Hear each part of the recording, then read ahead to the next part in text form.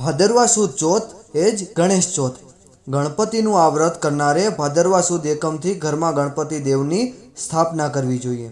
રોજ ગણપતિનું પૂજન કરવું, ગણપતિની પવિત્ર કથા કહેવી અથવા સાંભળવી. આ વ્રતમાં મીઠાવાળી ચીજ ન ખાવી. ભોજન કરતી વખતે બોલવું નહીં. ચોથને દિવસે ચંદ્રના દર્શન કરવા. આ વ્રત કરનાર ઉપર ગજાનન પ્રસન્ન રહે છે. આ વ્રતની વાર્તા. બ્રહ્માજીને એક વખત ખબર પડી કે ગણપતિજીને અષ્ટસિદ્ધિ વર્યા છે. તેથી તેમની પાસે વરદાન લેવા તેઓ ગણપતિજી પાસે પહોંચે છે અને કહે છે, હે ગજાનન, સૃષ્ટિનું સર્જન કરતી વખતે મને વિઘ્ન આવે છે, ત્યારે મારી મતિ મૂંઝાઈ જાય છે, તો મારા એ કાર્યમાં વિઘ્ન ન આવે એવું વરદાન આપો. ગણપતિજીએ કહ્યું, મારું વરદાન છે કે તમારા કાર્યમાં અંતરાય નહીં આવે. વિઘ્ન આવશે તો તેને હું દૂર કરી દઈશ. એ વેળા ગણપતિ બ્રહ્મલોકથી કૈલાસ જઈ રહ્યા છે, ત્યારે ચંદ્રએ એમને જોયા. ચંદ્ર ખૂબ જ હસી પડ્યો. આથી ગણપતિજીએ તેને શ્રાપ આપતા બોલ્યા, હે ચંદ્ર, તને તારા રૂપનું અભિમાન આવ્યું. આજના દિવસે કોઈ તારું મુખ નહીં જુએ, અને જો કોઈ ભૂલે ચૂકે જોશે તો તેની માથે કલંક લાગશે. ગણપતિજીના શ્રાપથી ચંદ્ર એવી શરમ આવી કે જળમાં તે કમળમાં છુપાઈ ગયો. દેવોને ખબર પડી કે ગણપતિજીએ શ્રાપ આપ્યો છે, તેથી ચંદ્ર શરમાઈને ક્યાંક લપાઈ ગયો છે.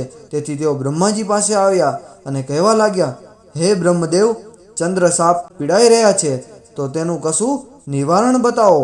બ્રહ્માજી બોલ્યા, ગણપતિજીના શ્રાપને તેમના સિવાય બીજું કોઈ મિથ્યા ન કરી શકે, તો તમે ગણપતિજીને પ્રસન્ન થાય એવો કંઈક રસ્તો ખોજો. દેવોએ પૂછ્યું, ગણપતિ શું કરવાથી પ્રસન્ન થાય? બ્રહ્માજી બોલ્યા, એ માટે ચંદ્રને ગણેશ ચોથનું વ્રત કરવું પડે. ભાદરવા માસમાં સુદ એકમથી સુદ ચોથ સુધી તેને વ્રત કરવાનું. ગણપતિની કોઈ પણ ધાતુની મૂર્તિ બનાવી. એકમથી ચોથ સુધી કોઈ પણ શુભ દિવસે ઘરમાં ગણપતિજીની સ્થાપના કરી તેમની પૂજા કરવાની. નૈવેદ્યમાં લાડુ ધરાવવાના. ચોથના દિવસે સંધ્યાકાળે ગણપતિજીની મૂર્તિ વાજતે ગાતે નદીએ, દરિયે કે જળાશયમાં લઈ જઈ જળમાં પધરાવી દેવાની. આ દિવસે બ્રહ્મ ભોજન અને દાન કરવામાં આવે તો જરૂર ગણપતિ પ્રસન્ન થાય છે. દેવોએ બૃહસ્પતિ સાથે ચંદ્રને આ સંદેશો પહોંચાડી દીધો અને ચંદ્રએ શ્રાપ નિવારણ માટે તે વ્રત કરવાનો સંકલ્પ કર્યો.